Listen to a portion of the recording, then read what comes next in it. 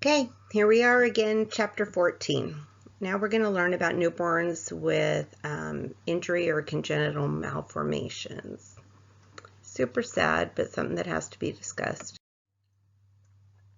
So we're going to talk about the common disorders, classification of birth defects, what you do for babies that are born with things like hydrocephalus, neural tube defects, and how to prevent it, and pre-op and post-op care of newborns with Spina Bifida. Okay. Birth defects. So they're abnormalities that we see at birth, and usually that's pretty obvious. One of the ones that sticks out in my mind the most is at the old birth center before we did a lot of ultrasounds. The baby was born with no arm from the elbow down, and it was completely unexpected. It was what they call uterine bands had happened, they think, and you could see little fingers and stuff trying to come out at the elbow. It just was never able to grow. And then another baby we had was born with most of the bones in the body were not connected to any joint or anything. It was very odd. So those are ones that nowadays we'd catch on ultrasound, but sometimes you get surprised, and sometimes it's because they had no prenatal care or were very natural people who didn't want ultrasounds or didn't want testing done, things like that. So sometimes we still get shocks. So these abnormalities, birth defects, can occur in 3 to 4% of all live births, unfortunately.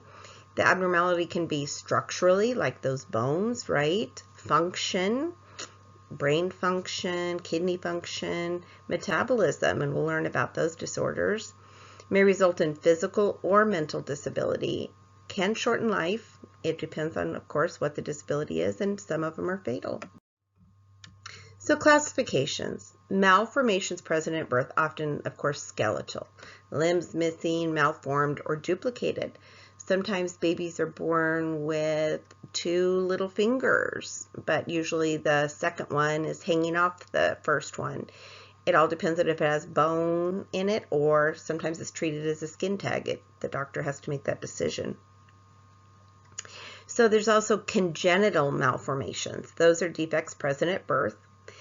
Inborn errors of metabolism. We'll discuss that. Disorders of the blood. Chromosomal abnormalities like trisomies, and perinatal injuries.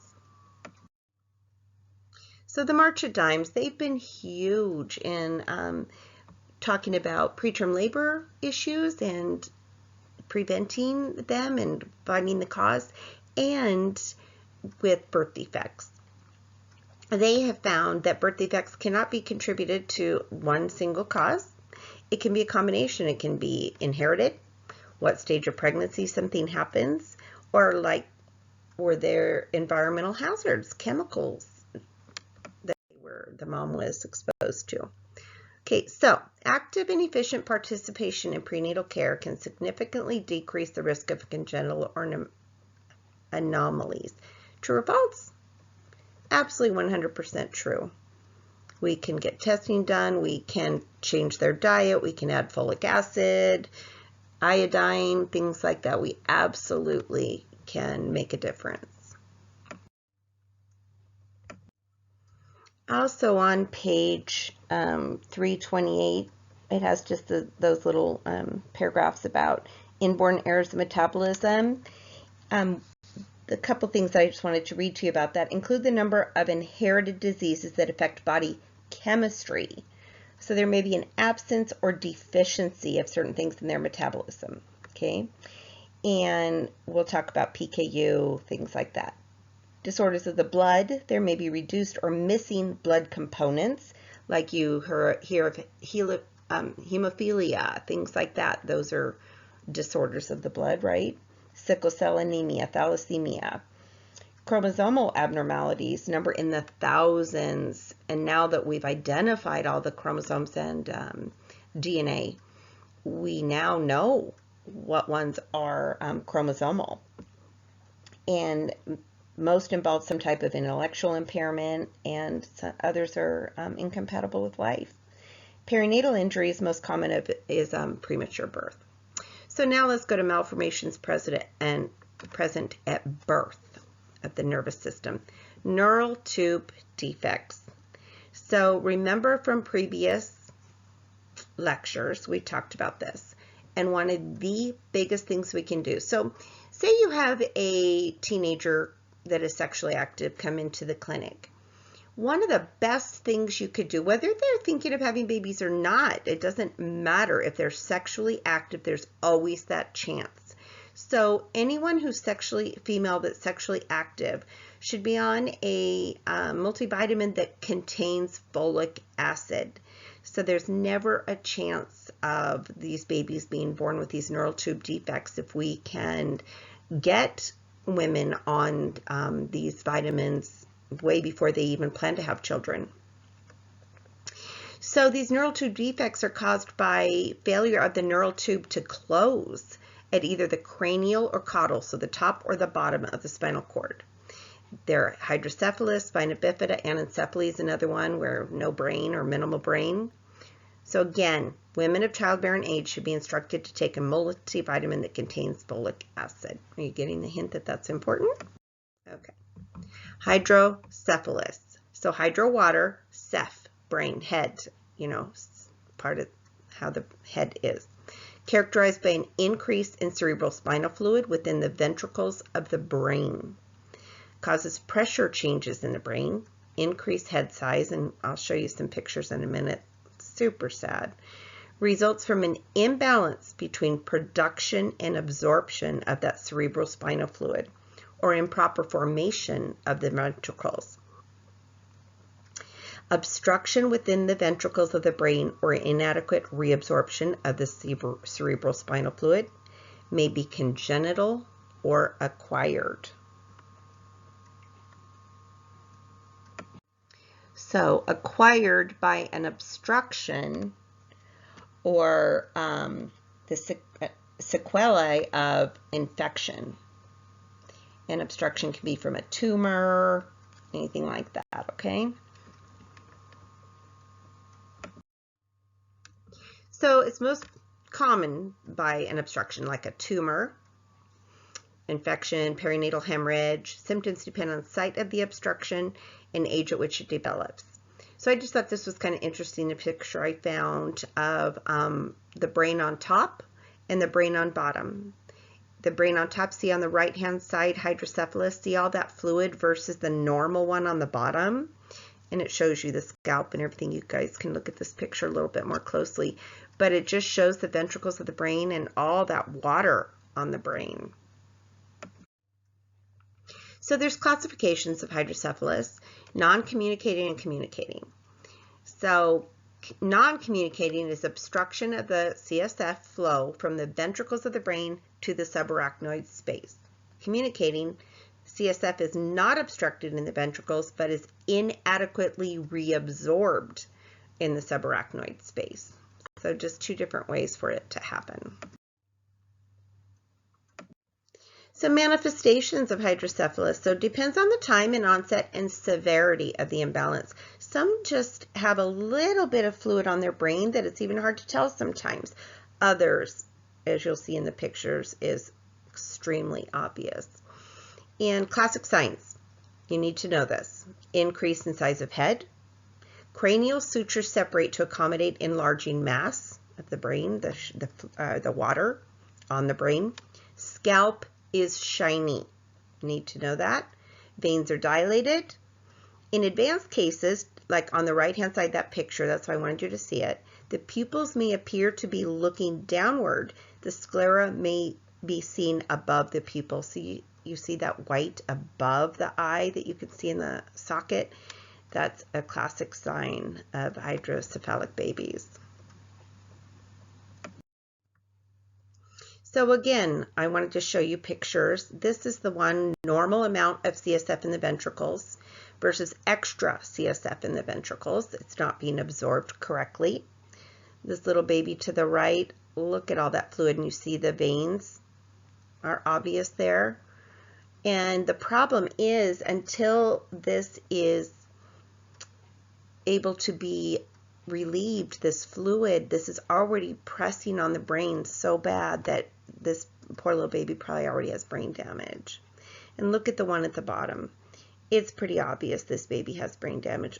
For one thing, there's so much fluid up there. Look at the way that baby is laying. You can tell there is severe damage already done to the central nervous system and brain damage. And so that's why prenatal care is good, because they can often fix this in utero. So diagnosis and treatment. I wanted you to see this on the right-hand side. This is the transillumination. You literally hold a flashlight up to the baby, of course one that has a rubber tip that won't burn the baby, and you can see how it lights up, and super sad. Just look at all that fluid. So, and then of course an echo and so of the brain, testing of the brain, CT scans, MRIs, ventricular tap or puncture, get the cerebrospinal fluid. Treatment. There's different medications out there to reduce production of CSF, and of course surgery to place the shunt. And the picture at the bottom is that shunt. They're showing right there in the ventricle, the draining the fluid down through and into the peritoneal space. So the meds that are used for this are like furosemide and things to reduce fluid. Furosemide is Lasix, right? So let's get some of that fluid down if we possibly can, just to provide some relief. But surgery is usually indicated no matter what, okay? And the shunt just carries fluid from one part of the body to another, okay? But symptoms of increasing intracranial pressure are increased blood pressure, decrease in pulse rate, decrease in respirations. Think of that pressure on that brain and all these functional systems, right, that are being pressed on. High-pitched cries, usually very cat-like, very high, shrill. Unequal pupil size or response to light. Bulging fontanelles, if you can even find the fontanelle on some of these babies, right? Headaches in children due to closed cranial sutures. That fluid is building up, and now the sutures are fused, and so it can't grow, and it just causes pressure. Irritability or lethargy, vomiting, poor feeding. So the shunt, oh, here's those meds. Surgery, the surgeon attempts to bypass or shunt the point of the obstruction.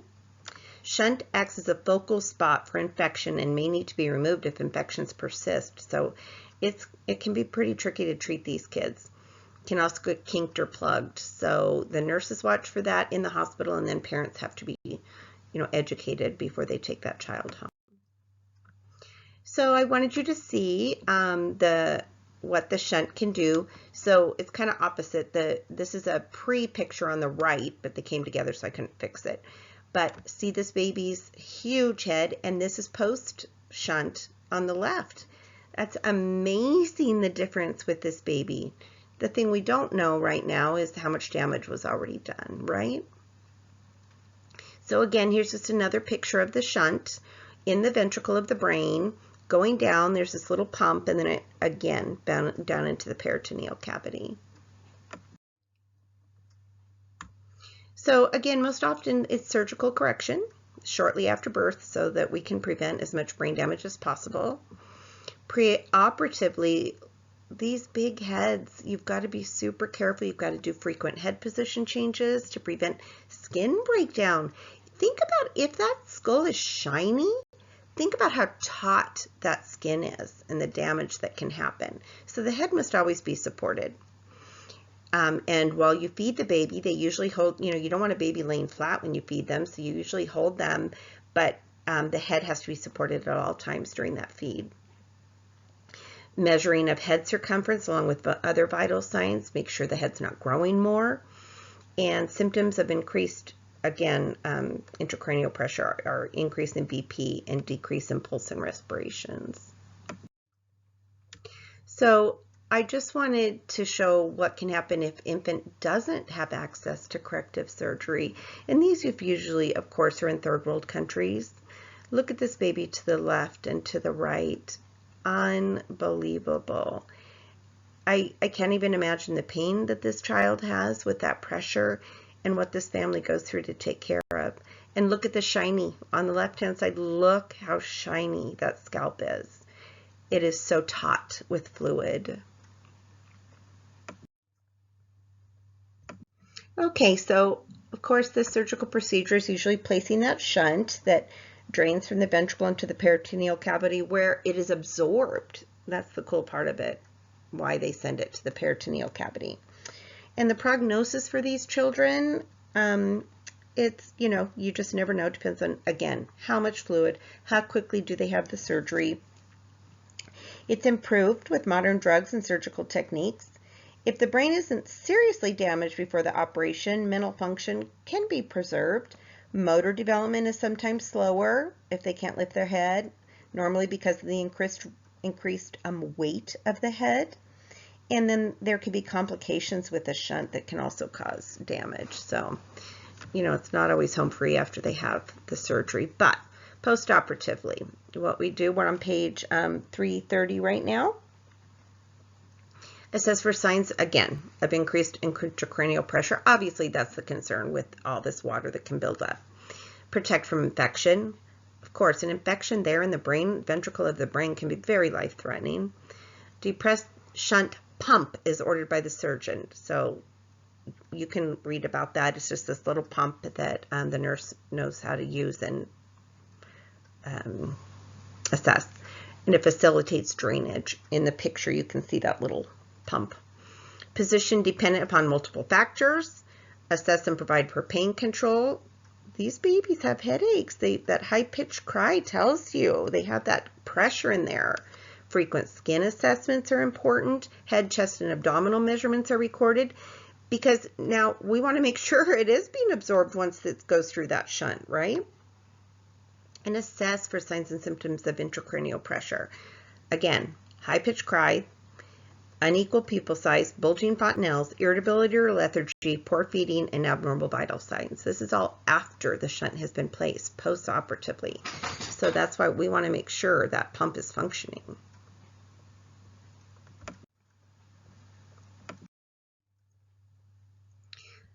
Okay.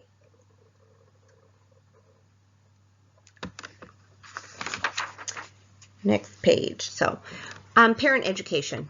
Teach signs that indicate shunt malfunction. I can't talk anymore. Malfunction. How to pump the shunt. The parents will be educated on that. Sign of shunt malfunction, headache, lethargy, changes in level of consciousness as the child gets older. 80% survival rate for infants treated early. Approximately 1/3 result in normal physical and neurological functioning. So there's hope, but that's not a real great number, is it? Spina Bifida, also known as divided spine, okay? Group of CNS disorders characterized by malformation of the spinal cord. Thank goodness you don't see this that often because of the use of folic acid anymore. But when we do see it, it can be tragic. A congenital embryonic neural tube defect, so during the embryonic phase of, remember, zygote, embryo, then fetus, with an imperfect closure of the spinal vertebrae. There's two types, occulta, hidden, cystica, sac, or cyst, and you'll see why in a second here. Okay, so this spina bifida, another name for it is myelodysplasia. So you can see on this A, B, and C. A, there's a defect, but it's not an obvious one. See how you can just see it's pretty straight down the spinal cord? B, you can see how it protrudes out in the meninges. C, the spinal cord goes out with it. And obviously that's the one that really can cause damage with paralysis and lack of control of bowel and bladder. So that's the worst kind. Spina bifida occulta, hidden, okay? It's a minor variation of the disorder. Opening is small. No associated protrusion of structures. It's often undetected. We've had a few of these. So when we do an initial assessment on a fetus, on a newborn, we always check for a dimple right above their buttocks. And the left one, I wanted you to see a picture because most people wouldn't think much of that. And then the middle one, yes, you would. That looks like what happens sometimes when it's an occulta is the spinal cord is tethered inside. So it's literally tethered to the skin, and that's what makes it go in like that. So if you see that, that always has to be assessed. Up at the top, you see hairy. That's a picture in your book too. So oftentimes that's your only, and I'm not sure why the hair grows there, what physiologically is happening, but it does. And that can be a sign of the occulta.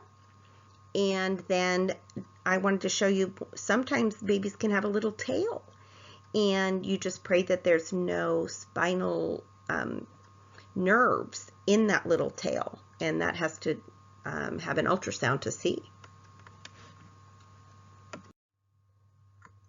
So with the occulta, treatment generally not necessary unless there's neuromuscular symptoms, such as foot drop, when they start to walk, disturbances of their gait, bowel and bladder, and sphincter control.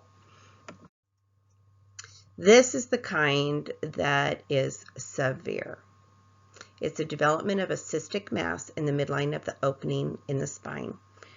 I think I might have told you about this one that we had one day that came in. She had prenatal care, everything, and the nurses were running back and forth, and I'm like, what's going on? And they go, we think this baby has Spina Bifida. So I went in there, and it looked just like the one on the left. And it's just this, that whole sac is filled with cerebrospinal fluid. So it's just really like watery in there. It's just odd, this sac of cerebrospinal fluid is what it is, and spinal nerves poking out. And so that's why you have to be so careful. You can damage those nerves if you touch it. Well, I think I told you guys about this, but I went and looked back on the ultrasound why we didn't know this baby had Spina Bifida. And every time she had an ultrasound, they were unable to visualize the spinal cord because of the position of the fetus. This was an awesome mom, and she just was like, whatever, we'll do whatever we need to do with this baby. So what you do is you get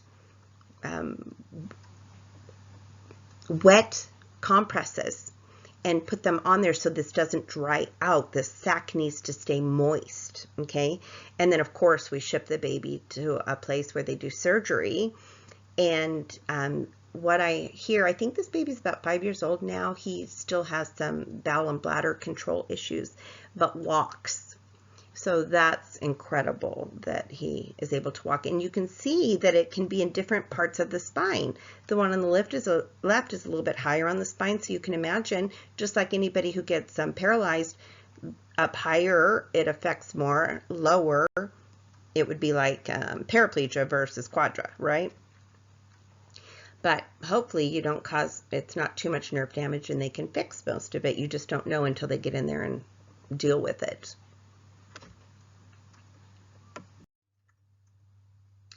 So, meningocele. Meningo is membrane and cele is tumor. Contains portions of the membrane and cerebrospinal fluid, of course. The size varies from that of a walnut to that of a newborn's head. So you just don't know what you're going to get. If no weakness in the legs or sphincter involvement, surgical correction is performed with excellent results. This is the meningocele. More serious protrusion of the membrane through the spinal cord in the opening is meningomyelocele, right here, okay? May have associated paralysis of the lower extremities, may have poor or no control of bowel or bladder, and hydrocephalus is a common complication. Prevention. Again, this almighty folic acid is amazing. They need to take 0.4 milligrams per day prior to becoming pregnant, and or continues to take the folic acid until the 12th week of pregnancy. It's amazing what a difference it can make in a child's life and a family's life, right? And studies have shown that this intake of folic acid has dramatically decreased the occurrence of neural tube defects. Treatment: surgical closure. Prognosis, of course, dependent on extent of the spinal cord involvement. For meningomyelocele, surgery is also indicated for cosmetic purposes and to help prevent infection. Habilitation. So you can't rehabilitate somebody that was just born, right? Term used to describe this treatment. Patient is disabled from birth. It's learning versus relearning. It's necessary after the operation as legs remain paralyzed and patient is incontinent of urine and feces. Aim is to minimize child's disability, and we want to constructively use all unaffected parts of the body. So every effort is made to help the child develop a healthy personality, and we want them to have as happy and productive life as they possibly can with this diagnosis, right? We need to teach them to use wheelchairs and possibly walk with braces, crutches, or other walking devices. And implantation of artificial urinary sphincters can be a treatment. I just find it so amazing and miraculous what we can do for so many of these disabilities now compared to even 20 years ago. Nursing care. Of course, a goal of a nurse is to always prevent infection, no matter what it is, right? Or injury to that sac. We were super careful with this baby sac to have nobody touch it and no pressure on it. And of course, you correct positioning to prevent pressure on the sac. Good skin care, adequate nutrition, observe and chart what you see, educate the parents, continued medical supervision and habilitation. I would know this part, you guys. Upon delivery, the newborn is placed prone in an incubator. Moist, sterile dressing of saline or an antibiotic solution may be ordered to prevent drying of the sac. Protection from injury and maintenance of a sterile environment of the open lesion are essential. That is just crucial. Infants' hips are kept lower than the lesion, and diapers are typically left off or loose. You want no pressure anywhere near that. So, size and area of the sac are checked for any tears or leakage. Extremities are observed for deformities or movement. You always worry about cerebrospinal buildup, fluid. So head circumference is measured. Fontanelles are observed for a baseline and make sure if they're getting bigger or bulgy or sunken, anything abnormal with the fontanelle. So complications can be life-threatening. Imagine a baby getting meningitis. Where is that infection? In the cerebrospinal fluid, right? Pneumonia, UTIs. Urologic monitoring is important because many of these infants have urinary incontinence. So skin care is a constant challenge if you have dribbling of urine and feces. Feeding is facilitated by early closure of the defect. May have to gavage feed these babies.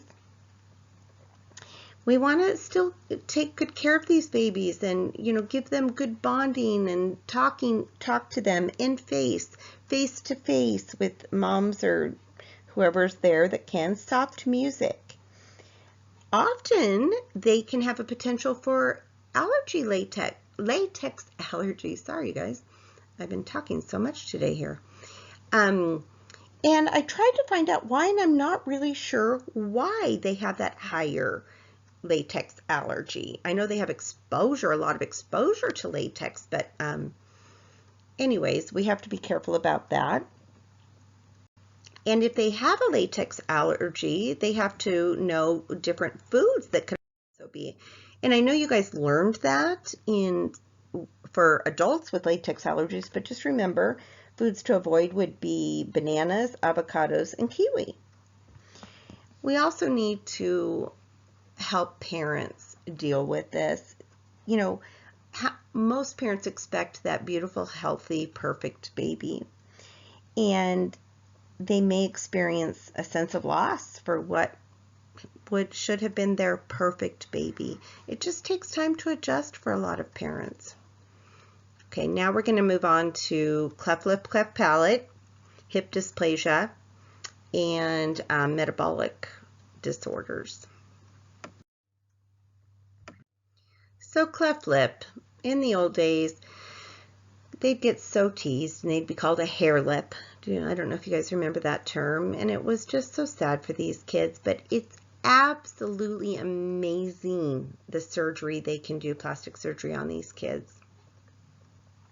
So cleft lip is characterized by a fissure or opening in the upper lip. This is just the lip that's involved right now. So it's failure of the maxillary and median nasal processes to unite during embryonic development. Again, here we are at the embryo phase. See how important prenatal care is during that time? Diet and vitamins, things like that. Don't be doing drugs and alcohol, but so many people don't know they're pregnant during the embryonic stage. Many cases are hereditary. It's autosomal dominant predisposition. Can also be environmental during stage of oral development during that embryonic phase. It happens more often in boys than girls, not sure why. Can occur on one or both sides of the lip and can be slight or severe. I have some pictures to show you. Okay, trying to get to the next slide here. So the one on the left obviously is severe. That one, believe it or not, is just lip. It doesn't include the palate. The one in the middle is incomplete cleft lip. So you can just see it's just a bit up. Complete is to the right all the way up through the nares. And then this was the one they were talking about, that it can be on both sides, the very bottom right picture, both sides. Treatment. There's a surgery known as chyloplasty,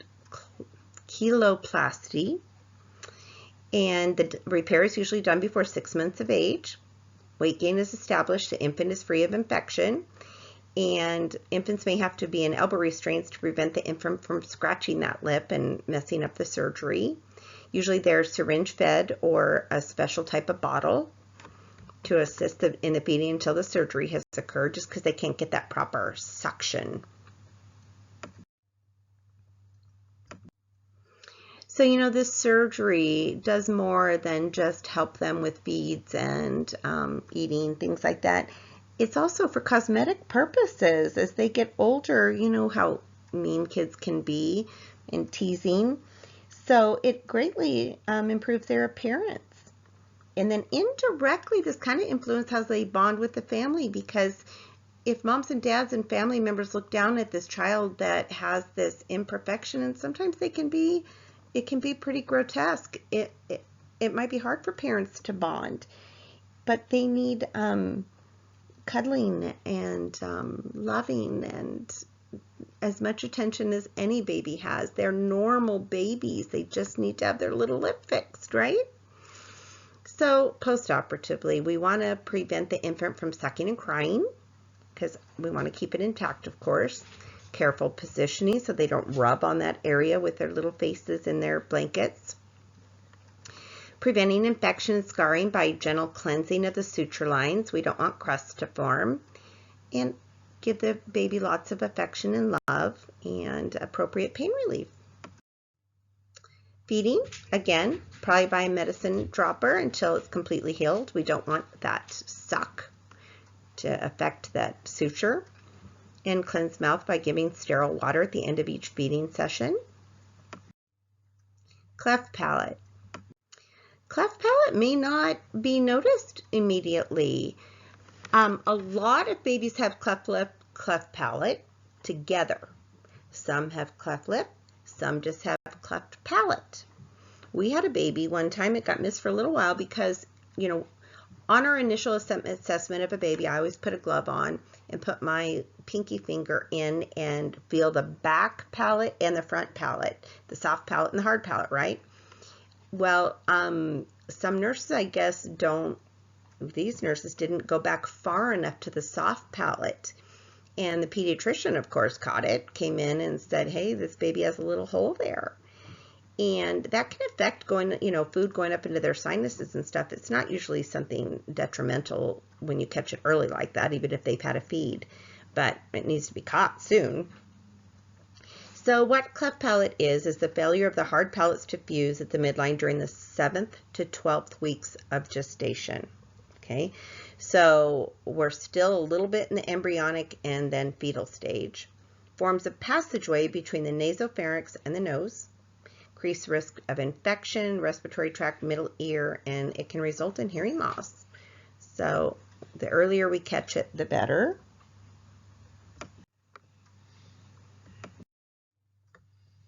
So just some more pictures showing you what it can be like. So the left one there says normal palate, and then you can see cleft palate. It's just a hole, an open hole there. The left, again, is another, that's cleft lip, cleft palate. And this one, the two ones to the right, that's a before and after picture. Look at how amazing that is. Look at the nose, those big eyes, and the mouth and the lip. And eventually you can barely see it. Plastic surgery has come a long, long way. So treatment, of course, our goals. Our union of the cleft, improve feeding, improve speech.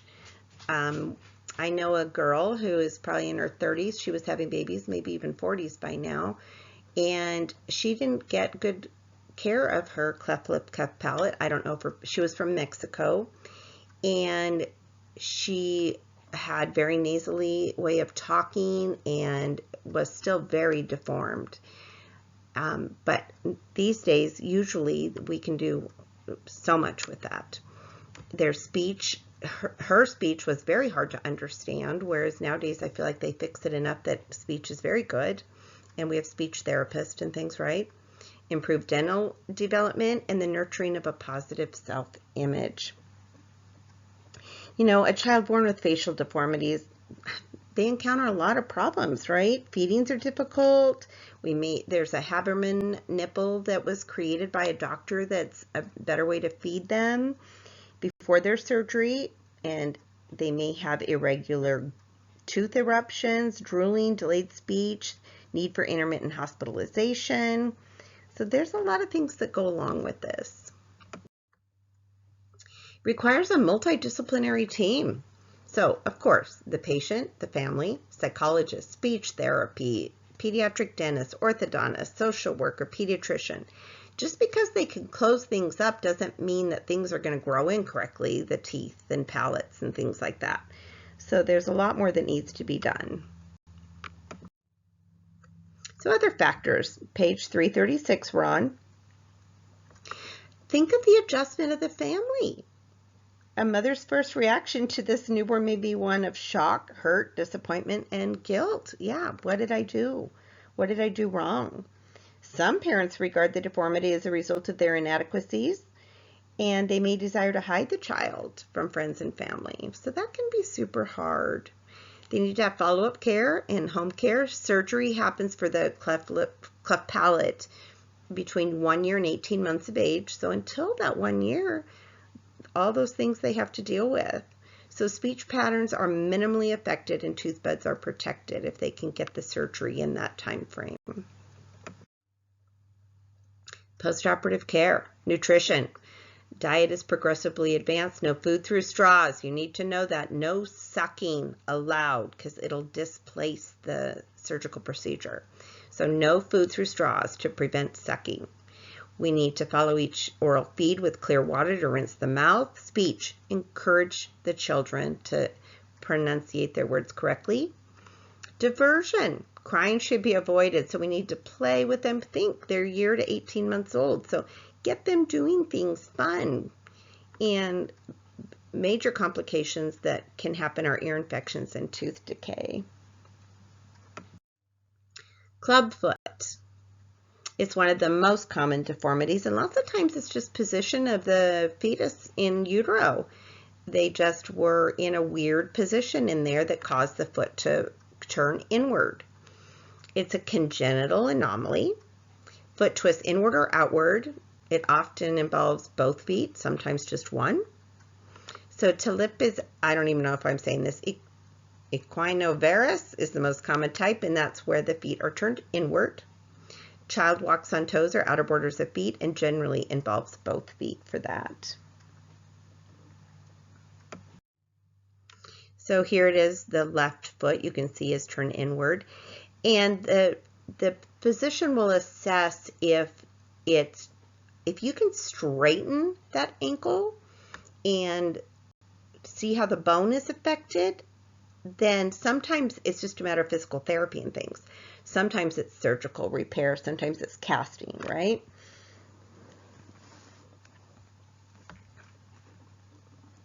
And we're going to look at that. So as soon as possible, we will try to deal with those muscles and bones, and so that they don't continue to develop in an abnormal manner. Conservative treatment is splinting or casting to hold foot in the correct position if the bone is okay. Passive stretching exercises, if not effective after about 3 months, then they may talk about surgery. Parent education, they need to do these exercises at home with these kids. So we need to stress the importance of complying with the physician orders. We need to prevent skin breakdown, especially if they have a cast on, right? And cast care should be talked about, giving baths, things like that, and emotional support for everybody. Now we'll talk about developmental hip dysplasia. So hereditary and environmental factors usually are the causal factors. So hip malformation, joint laxity, breech position, and maternal hormones may all contribute. And what it is it's various degrees of deformities. So it can be subluxation, dislocation, partial or complete. And you need to know the head of the femur is partly or completely displaced. 7 times more common in girls. Again, not sure why. More apparent as infant or toddler begins walking. And we'll show you pictures of what's apparent here. So there's also a lower risk for developmental hip dysplasia in cultures where the infant is carried straddled on the hip. It somehow keeps that hip in the right position rather than stiff and straight. So as you can see on photo A, see the rolls on the thigh of this first baby? And then on B, standing up, see how the buttocks is higher, the hip is higher, and those rolls, those lines, classic sign of hip dysplasia. And again, on the C, see the knee is higher than the other, and you can see on the thigh those rolls again. Those are classic signs of hip dysplasia. So one of the most reliable signs is limited abduction of the leg on the affected side. Again, when the infant is placed in a prone position, one buttock appears higher than the other. Usually discovered at routine health checks. When we do an assessment on a newborn, we check for hip clicks, and that can be a sign of hip dysplasia. And you take their little legs, you push them up and out, all the way out and back down. And if you hear a click, only one time have I found it myself, usually the pediatricians find it, then they do further assessment to see, and that's how one of the other ways early recognition of hip dysplasia. Again, one leg appears shorter than the others. Those asymmetrical gluteal folds like you just saw in that picture. And we talked about the most reliable sign. Diagnostics. There's 2 tests you can do. Upon adduction, so add, right, an extension of the hips. And of course, the healthcare is providing stabilization to the pelvis. They may feel the dislocation actually occur. And that's the test I was talking about. Ortolani's, healthcare provider can actually feel and hear the femoral head slip back into the acetabellum under gentle pressure. Treatment. Hips are maintained in constant flexion and abduction for 4 to 8 weeks. So what we're trying to do is keep the head of that femur in the hip socket and let it heal that way. Constant pressure enlarges and deepens it.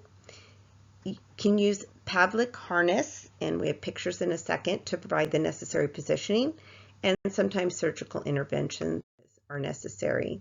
So this first picture is the Pavlik harness, because those hips need to be kept stationary. The middle one is the spica cast, and that can be super hard for everybody with this, but sometimes it's necessary. And on the third picture, it's the traction for these babies to keep those hips in place. So, spica casts encircle the waist and extend to the ankles or the toes. Can you imagine keeping the perineum clean and poop and pee and all that kind of stuff? Super difficult. Neurovascular assessment of affected extremities. Make sure that the toes are getting, it's not getting too swollen in there and the toes are getting oxygenated. Place firm plastic covered pillows beneath the curves of the cast for support. In the older child, a fracture or bedpan should be readily available for toileting. Head of bed slightly elevated to help drain any bodily fluids away from the cast, and frequent changes of position are needed for skin breakdown. It's a lot of work and it's super hard for parents, and again, they can be embarrassed by this too, but hopefully not. But it can be just, you know, it's again not that perfect child that everybody expected. So nursing care with infants with a spica cast, if they're a little toddler that has the spica cast, make sure toys, you know how kids like to push things down in casts and, or, you know, play with toys and put them in places. So they might want to hide it in the cast. So you shouldn't give it small enough that can hide in the cast. Important to meet everyday needs. There's these special wagons. There's a picture in your book of the one with traction, with pillows inside to support a baby. That is one of the best ways to transport them. It actually does look pretty cushy if you ask me. Metabolic defects. So these are inborn errors of metabolism, and they involve a genetic defect that are usually not apparent until after birth.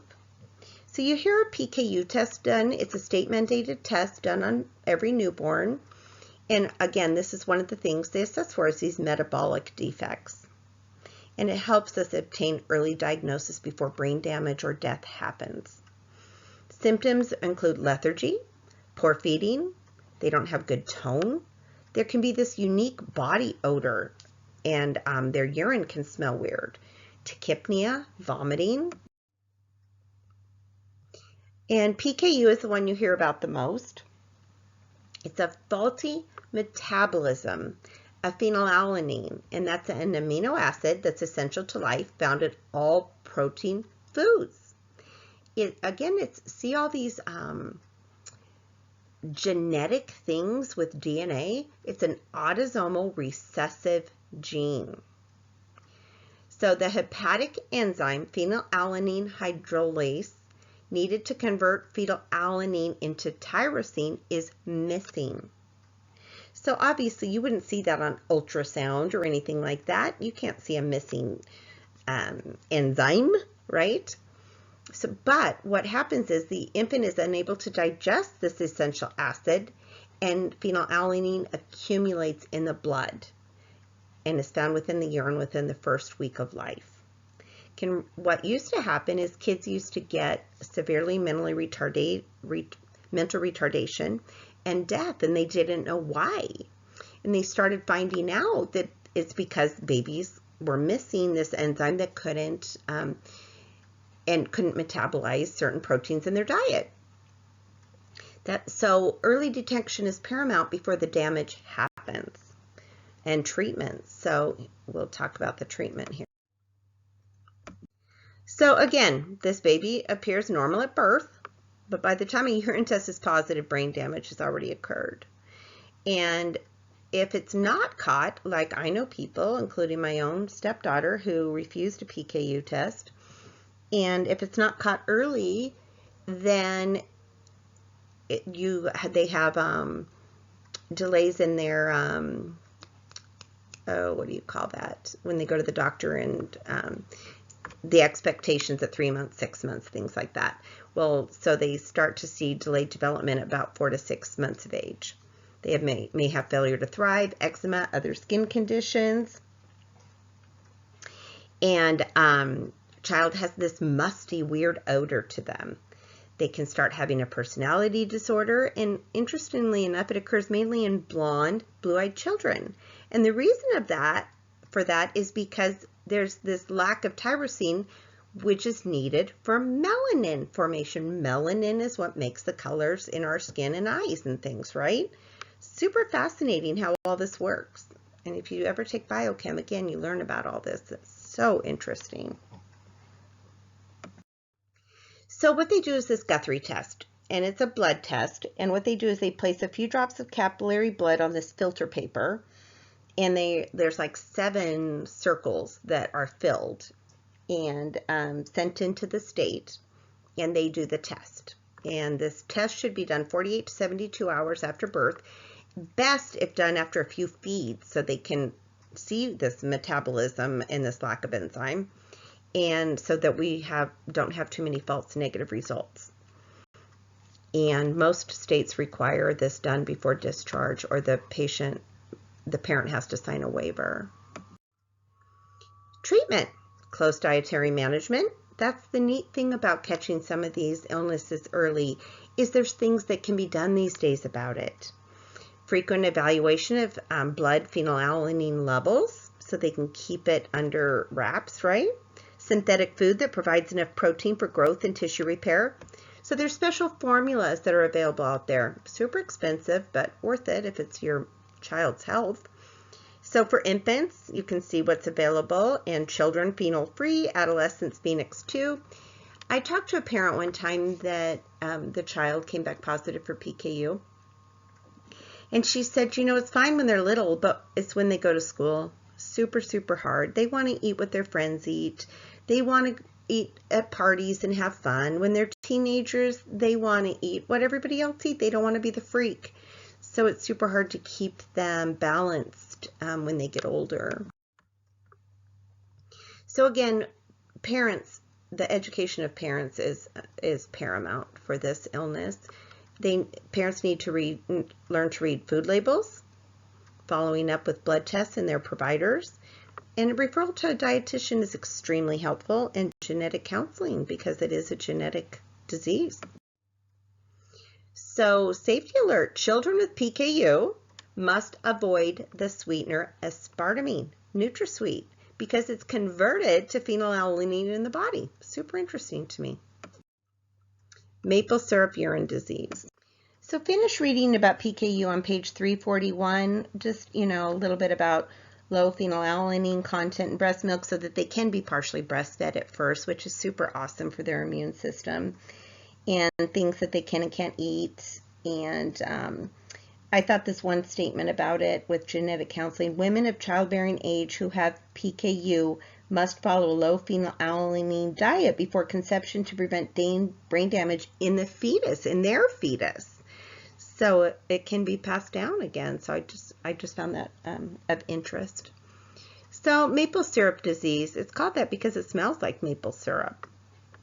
It's a defect in the metabolism of branched chain amino acids, causes marked serum elevations of leucine, isoleucine, and valine, which if you look at DNA, the coding of DNA, those are huge components of it, results in acidosis, cerebral degeneration, and death within 2 weeks if not treated. That's super scary.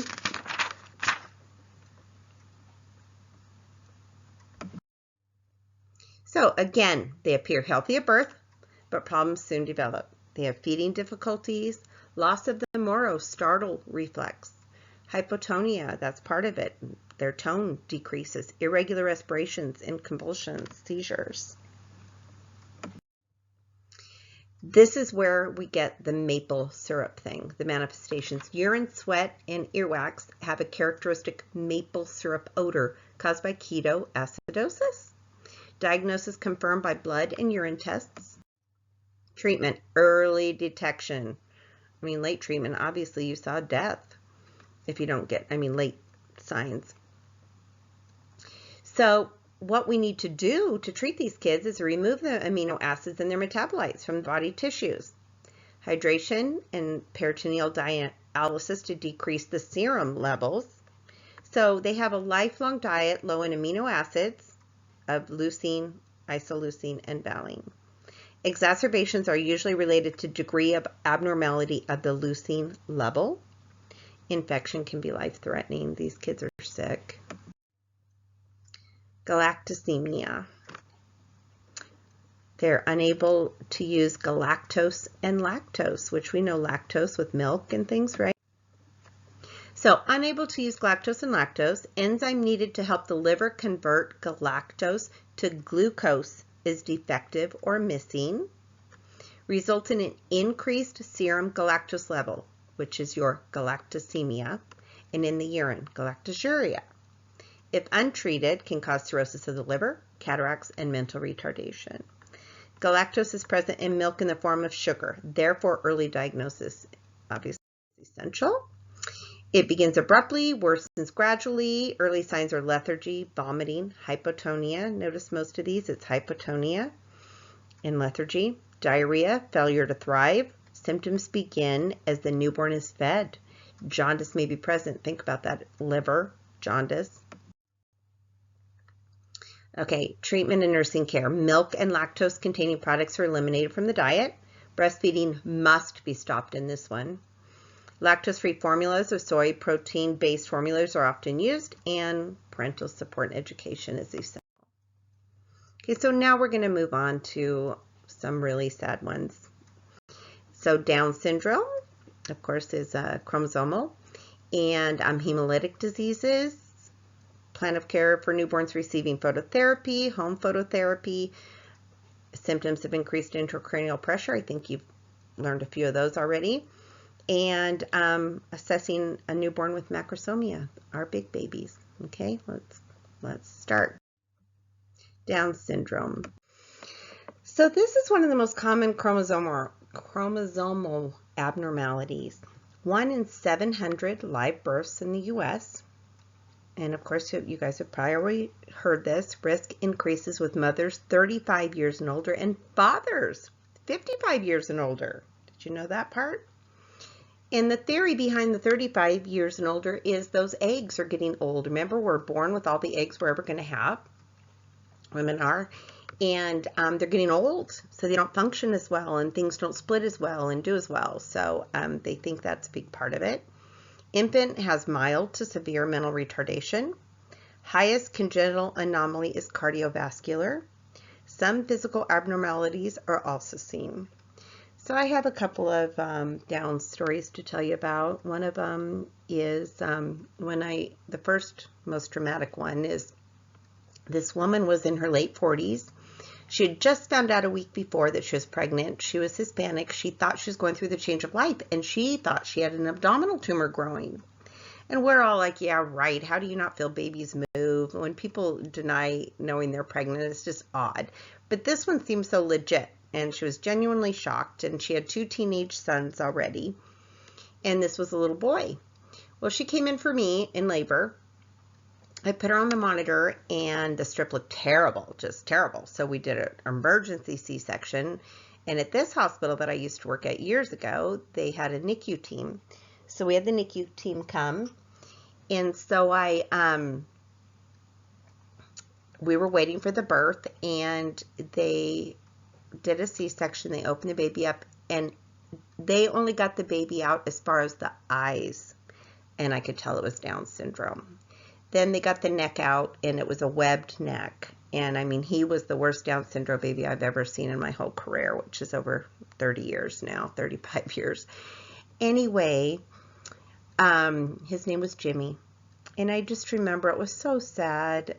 You know, everyone knew immediately that this baby was severely, compromised.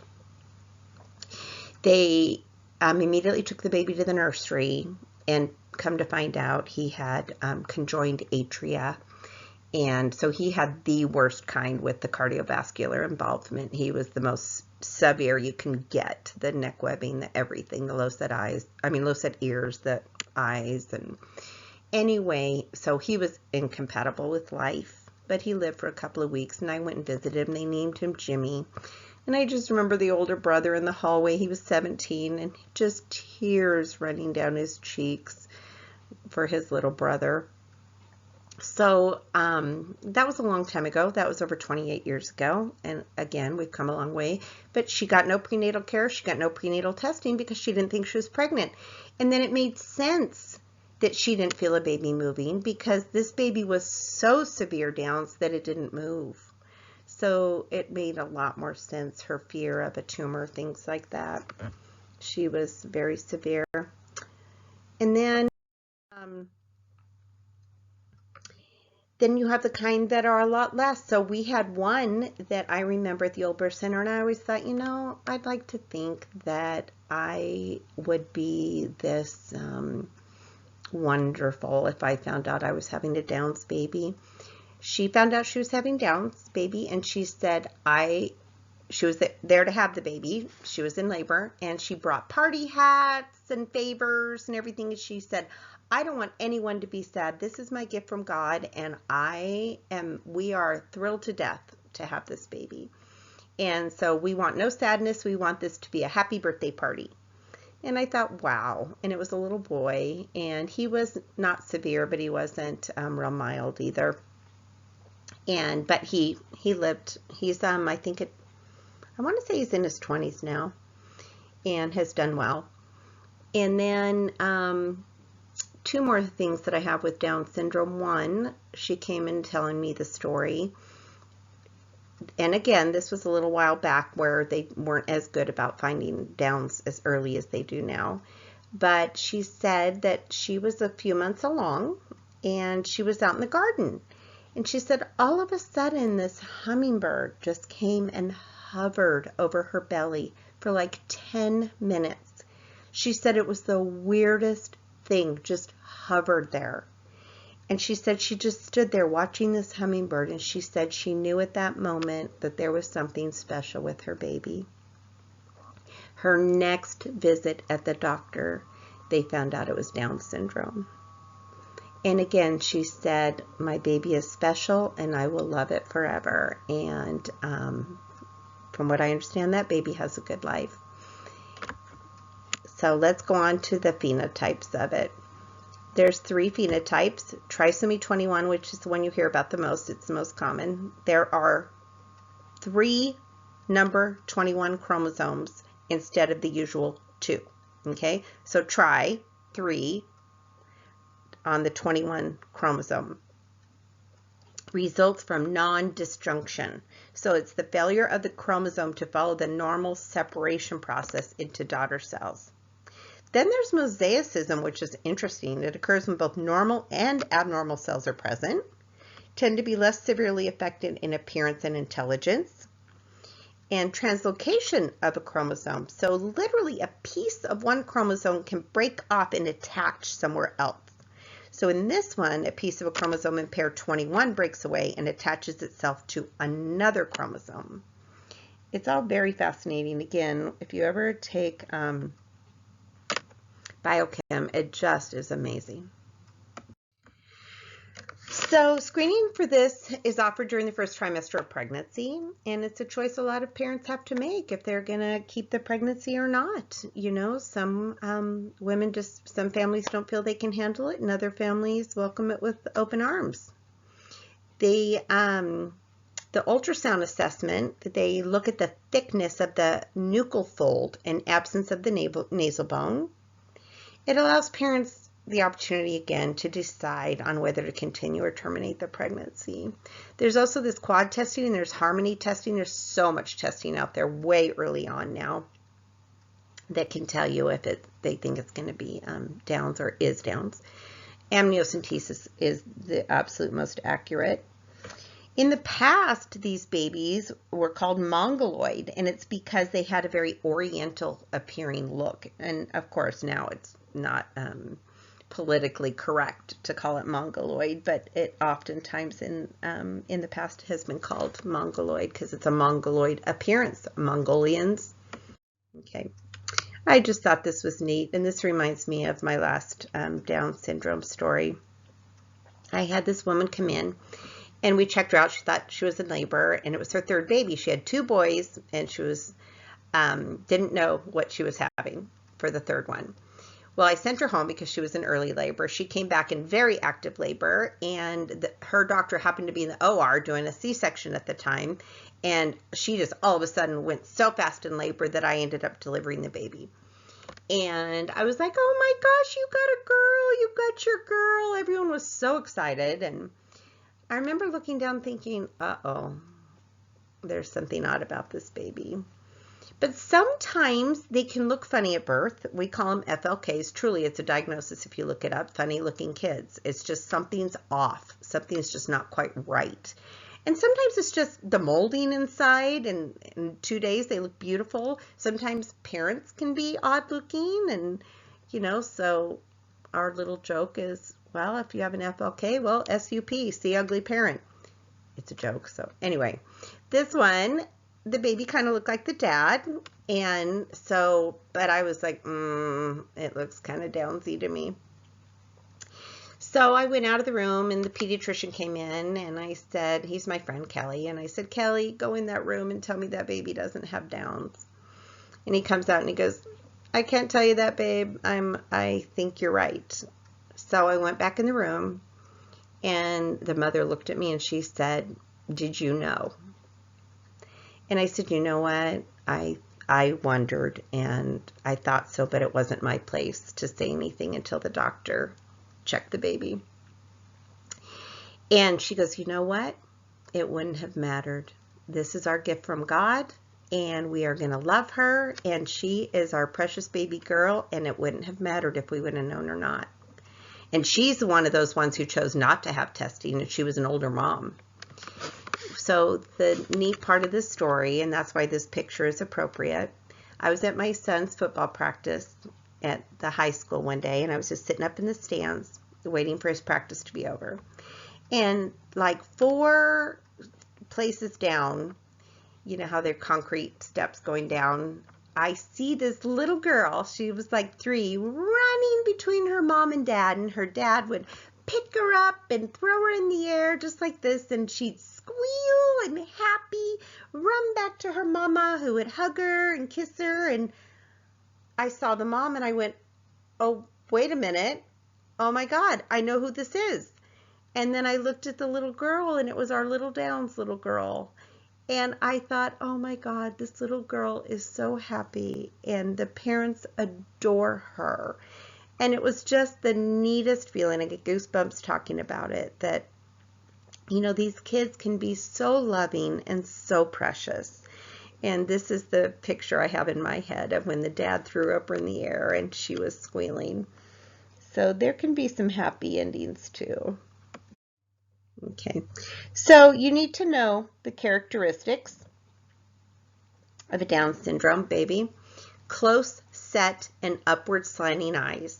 It's usually pretty obvious if it's a true Downs. Small head, round face, flat nose. Remember that bone is oftentimes missing. Simian creases, and I have a picture in a minute to show you. It's a deep straight line. It's one line. If you look at yours, they should separate. In those babies, it's one line. A protruding tongue. Their tongue looks like it's too big for their mouth. Mouth breathing, which babies are obligate nose breathers, and these babies breathe through their mouth. Hands are short and thick, curved little fingers, and wide space between the first and second toes. So here's the pictures. See the eyes, how they're slanted and just kind of odd looking. A lot of these kids, this one doesn't have it, had the low set ears. This one doesn't have the low set ears. But see how that crease doesn't, it goes all the way across. And then on the bottom picture, short, stubby fingers, just very little fingers. So a lot of these kids have hypotonia. They just don't have, it's just part of their Down syndrome illness, is their limp, flaccid posture, and it's just problems with their muscles. So they're more difficult to position and hold. contributes to heat loss in the beginning. So physical growth and development might be slower than normal. They're usually limited intellectually. They are very lovable and sweet. And there's a lot of very, very active participants in our communities all over the place. You often go in fast food restaurants and they're working there, or we have some that work in the hospital, things like that, and it's wonderful.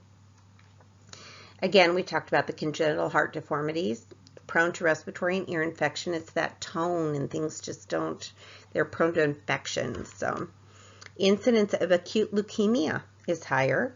Alzheimer's disease more common to those who reach middle adult life. So always, of course, encourage parents to express their feelings and concerns and provide them with support. And there's a lot of support groups out there for these kinds of kids. So they have a lot of developmental milestones that they don't meet. Sitting is super hard because they don't have that muscle tone. Rolling over, sitting alone, crawling, creeping, standing, walking, talking. Their milestones aren't met. And before we move on, just another thing on the psychosocial part of it, it's just super important to have early open communication about the child's condition. And you can say things like, oh, look at what this baby's doing. Don't make it sound like this baby's a freak or, this is their baby, their beautiful little baby. And we need to nurture these families, give empathy, and involve them in the care and planning. And, they often don't know if this child is fragile or what to do with it. The need for staff's warm concern cannot be overestimated. Pamper the baby, like they said in your book.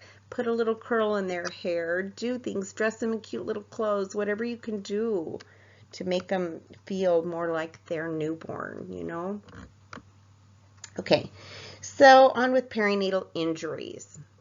So hemolytic disease of the newborn, also known as erythroblastosis fetalis. So erythrocytes, right? Blastocyst, obviously there's an issue with them. So it becomes apparent in utero or soon after birth, okay? And this is a disease condition with blood types, especially Rh negative and positive, right? So you need to know this, you guys. Rh negative mother and Rh positive father, if they produce an Rh positive fetus, this is when this disease can happen, okay? So think about this. You have an Rh negative mom, Rh positive dad. Dad can send over the positive, or mom can give the baby the negative. It's all in, remember, 23 and 23 meet? Well, one side won in that one. So if the dad sends over the positive to a negative mom, that's when a mom can perceive this baby as a foreign body and can attack. So the interesting part is, even though maternal and fetal blood don't mix during pregnancy, there can be small leaks that we don't even know about that can allow fetal blood to enter the maternal circulation, causing the mother's body to start producing antibodies that cross the placenta and destroy the blood cells of the fetus. This can cause anemia and heart failure in the developing, growing fetus. Now, this isn't in a first pregnancy. This is a second pregnancy if they're Iso. Well, we'll get into that. I don't want to confuse you. Okay, here it is. Erythroblastosis fetalis, maternal sensitization. Okay, so you can see the negatives on the mom here on the outside. This is mom, these three negatives in the triangle. Baby is positive, okay? Rh positive plus RBCs of fetus with Rh antigen on the surface. Anti-Rh antibody made against Rh positive RBCs. So in other words, they're mixing. And so picture B. You can see the little A's there. That's the antigen or the antibody going, wait a minute, there's something foreign in here. I'm not liking it. I need to get rid of it. I need to hurt it, okay? So then C, you can see now the body is attacked so much, the mom's body, to the fetal cells that it causes hemolysis. And then you get problems like hypoxia, hydrops, anasarca, Iso Immunization, Sensitization. So we're going to get more into that. So mother accumulates antibodies with each pregnancy is what I was starting to say earlier. Chance of complications occurs with each subsequent pregnancy. If large numbers of antibodies are present, the infant may be severely anemic because the mom's body has attacked that baby's red blood cells. So the severe form, Hydrops Fetalis, is progressive hemolysis, causes anemia, heart failure, hypoxia, and anasarca. So anasarca, is generalized edema. Well, if you get edema that gets big enough around all the fetal organs, it can put all that pressure on all these fetal organs and cause damage or death to the fetus.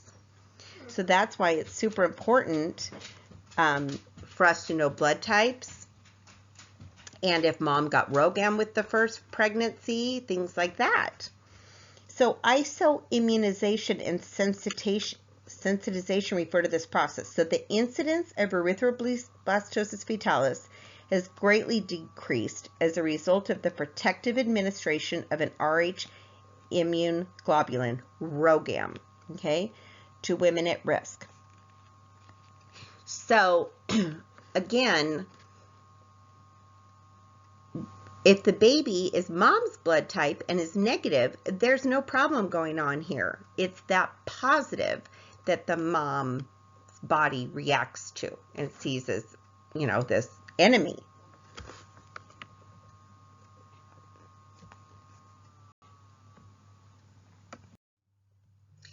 So diagnosis and prevention. So we need to know, has the mom had a previous Rh sensitization?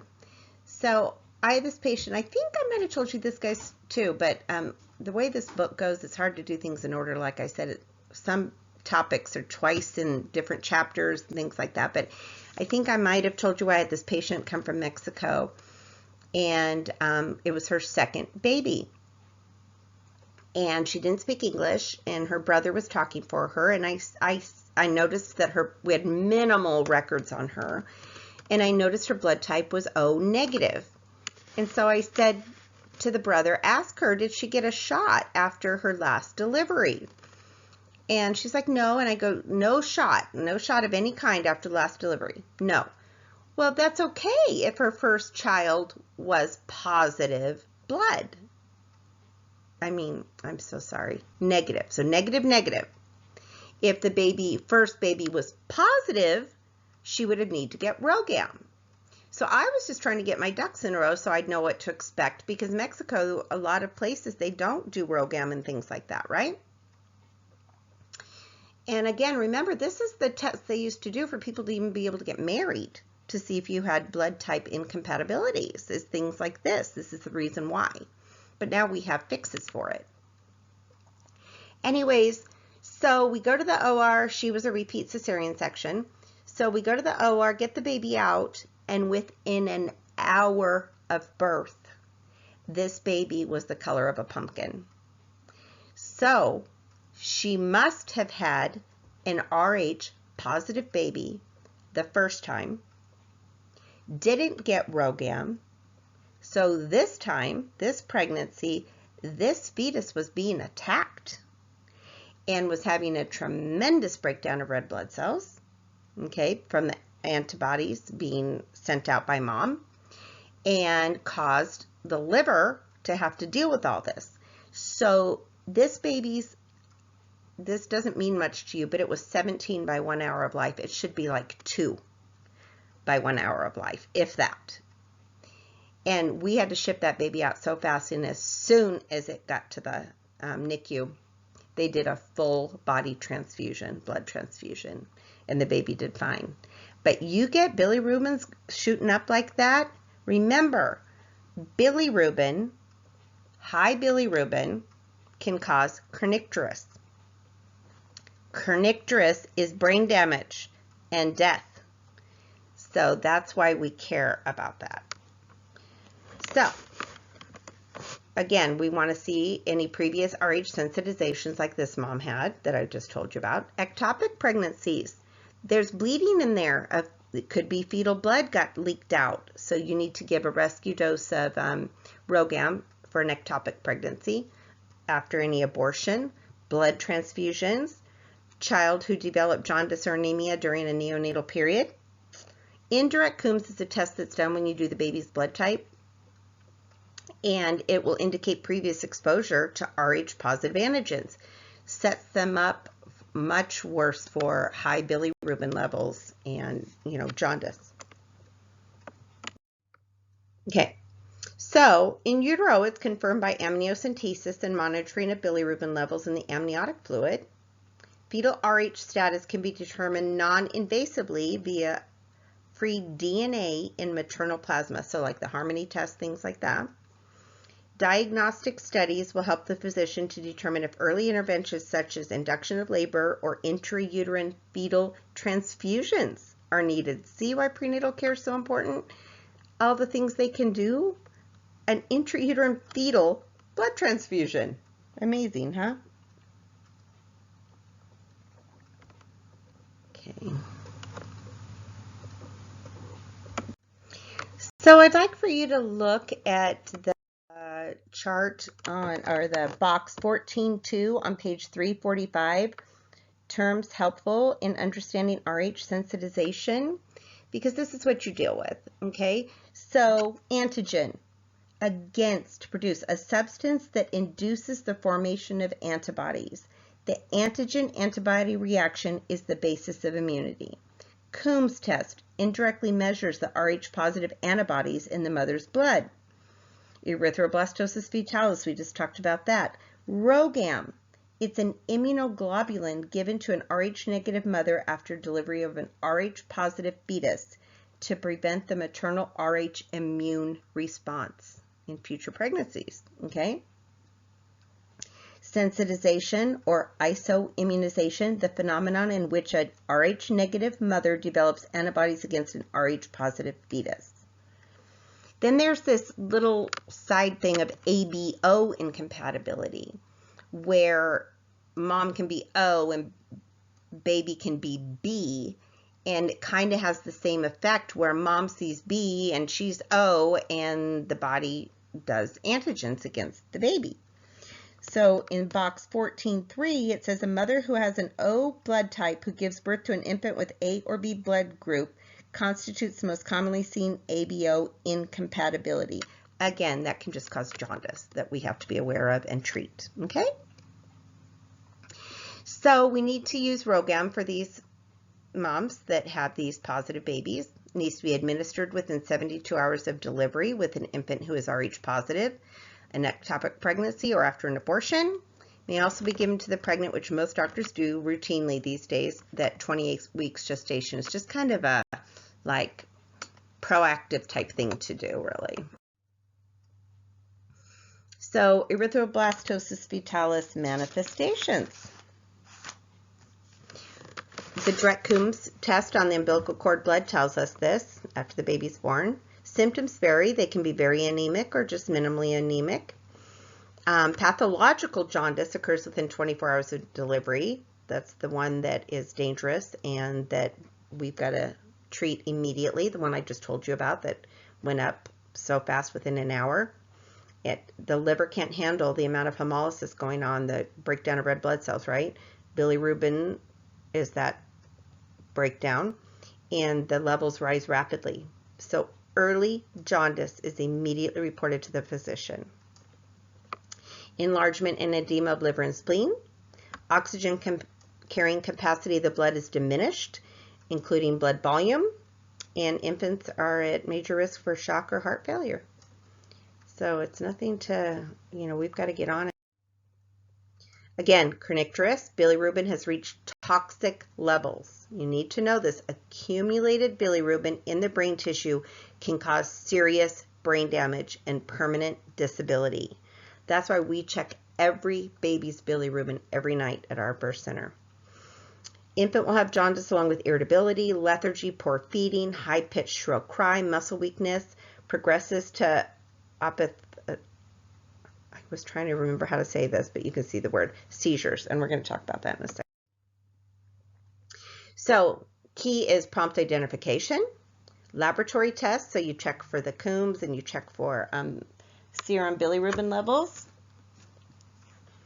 Drug therapy can be helpful. Phototherapy helps break down excess bilirubin, again, for them to pee and poop out the bilirubin. Again, it's crucial. Parents should be taught that eye protection during phototherapy is super important. And sometimes they have to have those exchange blood transfusions.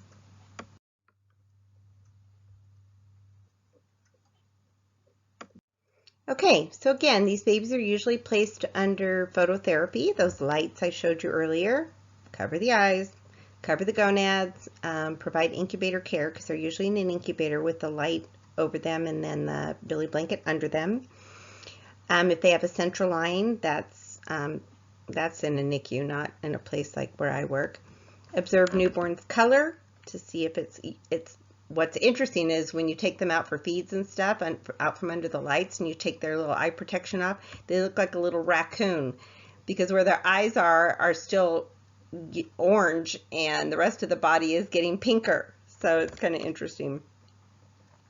Apply wet, sterile compresses to the umbilicus if ordered until transfusions are complete. It's just so that they can use that umbilicus and not have it too dry to be able to put blood in. And again, jaundice that occurs on the first day of life is always pathological and requires prompt intervention. So assessing jaundice involves the skin and the whites of the eyes. They're always, like I said, that orange. Blanching the skin over bony prominences enhances the evaluation of jaundice. It is. You blanch it and you can just see that yellow in their skin instead of the white.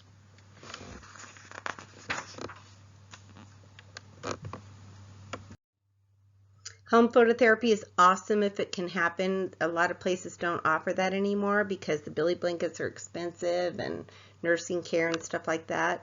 But it's used for newborns with mild to moderate physiological jaundice, less costly. Remember, physiological, not pathological jaundice.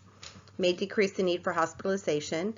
A lot of times if baby is going home third day of life, and remember we said it peaks, usually third day of life, the jaundice, we tell them put the baby in their car seat with just a diaper and make sure your house is warm enough, but put them in front of a window with filtered sunlight. And the sunlight helps break up the bilirubin for them to poop it out. And we say do that for 15 minutes several times a day.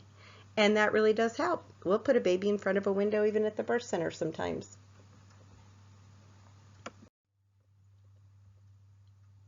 Okay, intracranial hemorrhage. Unfortunately, it's the most common type of birth injury. May result from trauma or anoxia, lack of oxygen, right? Occurs more often in preterm infants. Remember that. Intracranial hemorrhage occurs more often in preterm infants.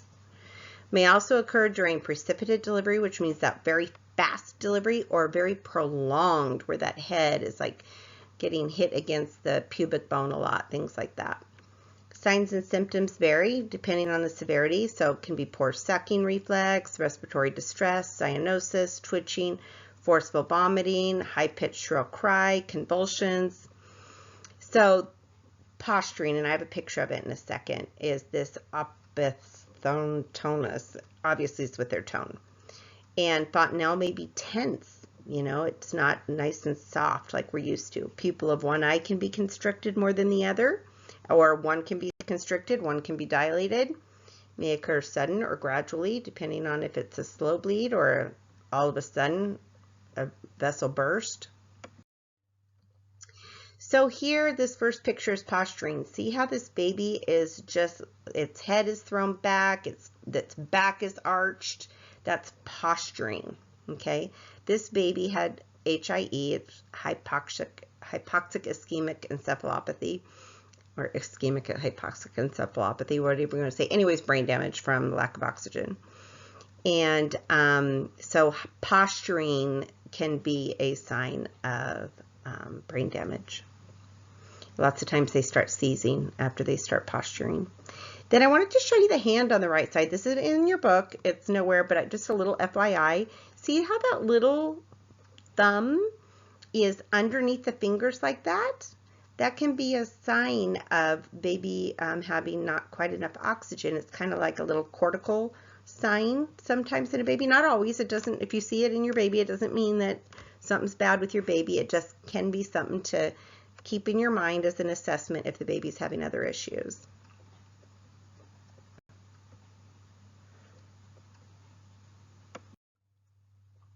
Okay, so we're on page 350, and the newborn is placed in a incubator because we always want to keep control of their temperature. We get a history. So what was the delivery like? Did we have to use vacuum? Did we have to use forceps? Was it a traumatic delivery? Did she have to push for 4 hours?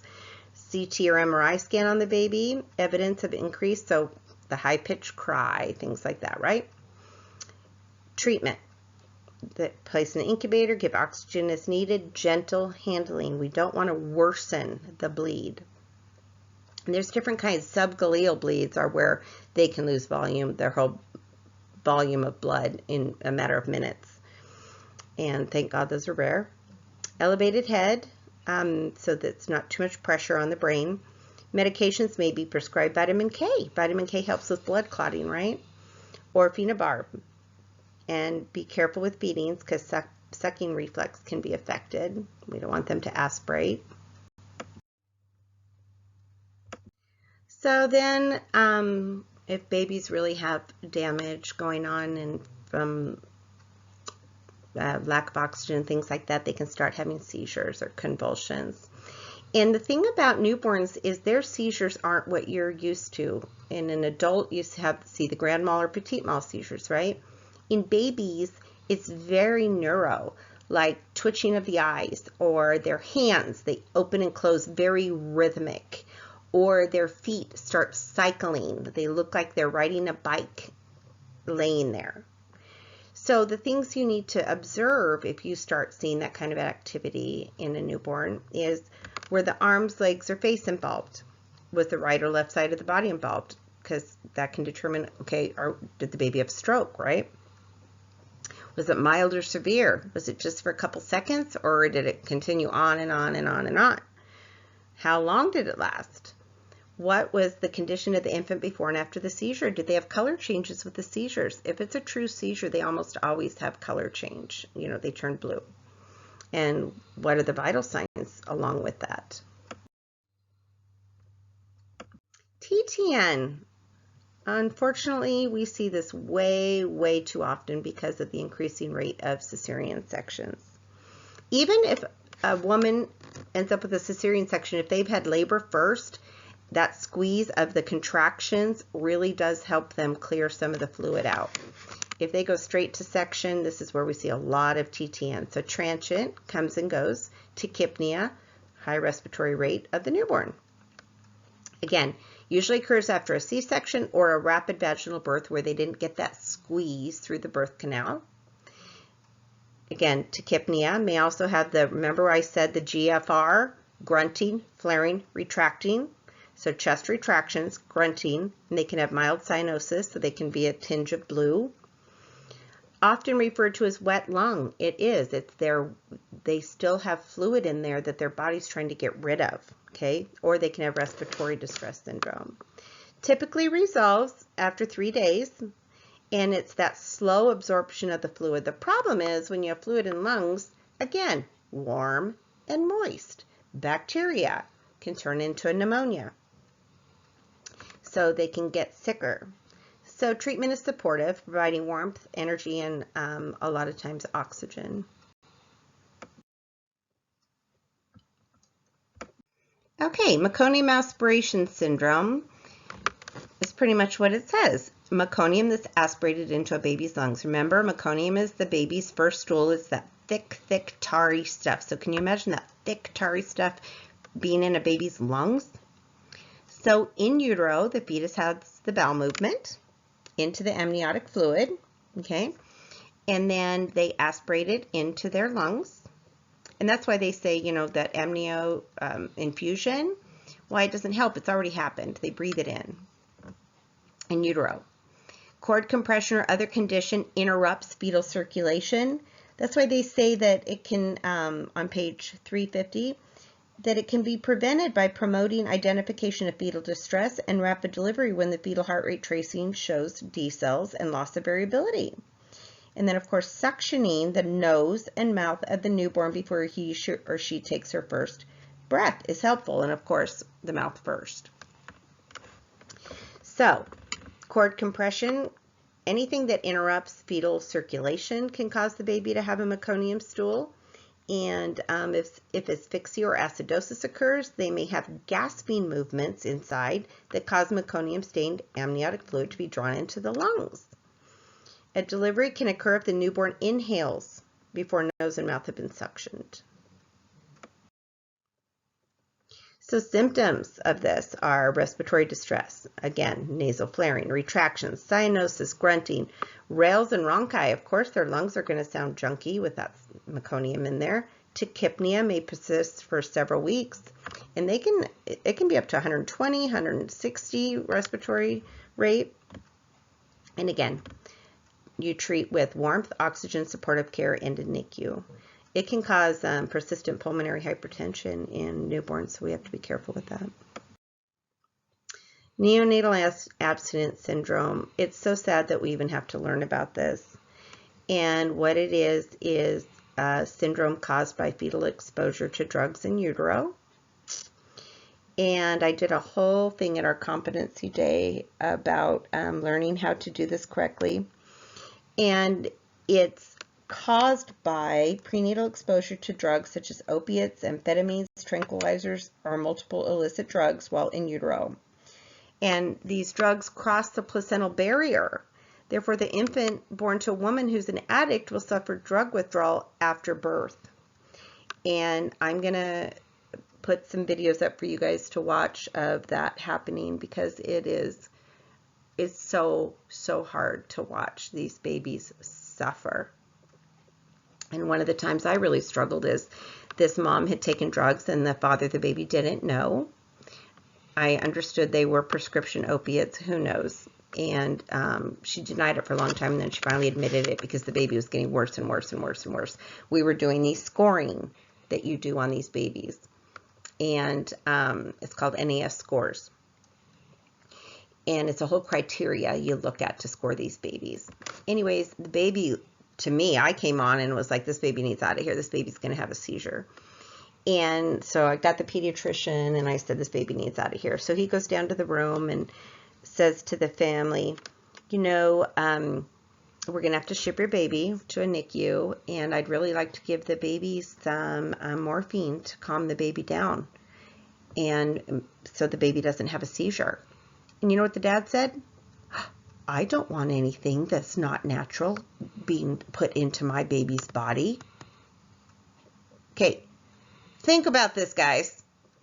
The reason the baby's having withdrawals is because the mother took drugs.